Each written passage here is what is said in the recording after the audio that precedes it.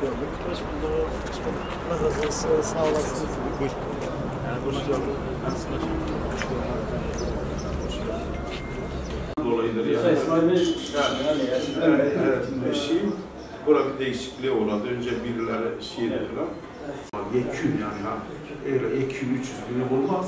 Oyunlar 2,5-5 bin dedi, 5 milyon dediler, gerçi dediler. Yani böyle ama bunu yaptığımız zaman da yani zaten şu an biz söyledik, durdurduk. Artı yem konusunda bir şey var. Biz bunu tabii bazı şey bu mesela devlet şimdi arpa veriyor. Ya bazı yani mücadele ettik 15 kişiyi ben burada isimlendirdik sağ olsun ihtarıma bildirdim falan. Gerçekten özellikle dişi koyun başta olmak üzere ciddi manada önüne engel konması lazım. Artık bu engel yasakla mı olur veya diyelim teşvikle mi olur? Hani kesmeyen için teşvik yapılabilir.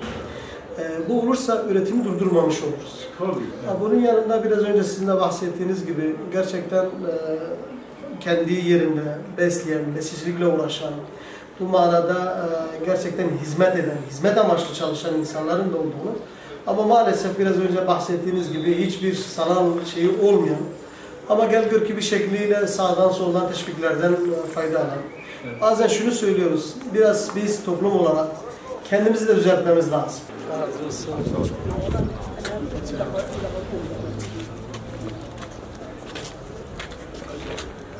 Rabbim hayırlı kazançlar versin inşallah. Allah razı olsun. Sağ olasınız. Allah rahatlık versin. Hayırlı çalışmalar. Hayırlı işler. Görüşürüz. Hayırlı görüşürüz. Teşekkür ederim. Selam söyle.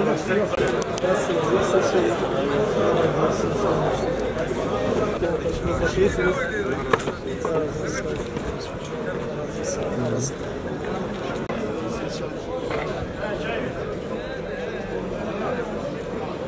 Destek alabiliyor musunuz? Örnek bir desteklemelerle destek. Ya önce o arpayı şey diyordu, o da soğuk savaş çıktı, işte arpa kesildi.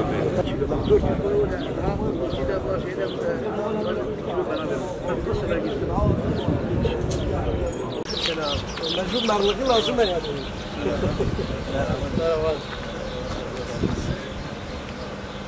Yerimizi görüyoruz çirkef içerisinde. Zibil sürekli var. Yani yaşantımız zor biraz. Yani hele besiciliğin şey çok maliyet yüksek. Aslında maliyet yüksek. Girdiler çok yüksek o manada. Zor.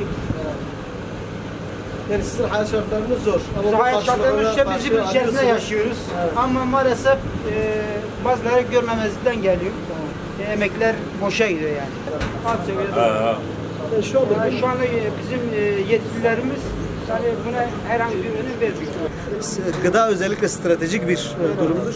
Siz bugün örnek veriyorum işte araba, uçak, farklı şeyler üretmeyebilirsiniz ama siz gıda üretmek zorundayız. Yani ne olursa olsun onu yapmak zorundasınız. Kayıdır şu anda içeride bunlar hayvanı var, müşterileri arpalar. Güç yetiyor. Boş. Duramıyoruz. Tabii bu zamların özellikle gıda maliyetlerinin çok yüksek olması zor durumda var. Siz zor durumda olmalısınız. Şimdi öncelikle biz besici esnafımızı gezdik bu konuda. Biz gezdiğimizde, gördüğümüzde girdi maliyetlerin çok yüksek olması adeta bizim esnafımızın canından bezdirmiştir. Yani burada işte örnek veriyorum yem fiyatının çok yüksek olması, arpa fiyatının çok yüksek olması, hatta parası olmasına rağmen bazen alamama gibi bir durumla da karşı karşıya kalıyor.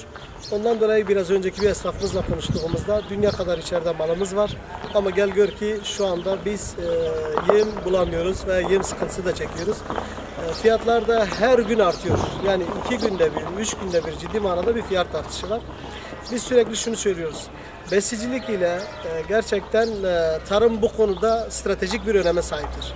Siz ülke olarak eğer siz besicilik ve tarıma ciddi manada bir destek vermezseniz yarın öbür gün çok muhtaç olacağımız durumlar olacak.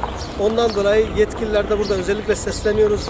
Bu manada besicilerimize ve özellikle tarım işiyle uğraşan çiftçilerimize ciddi manada destek vermeleri lazım.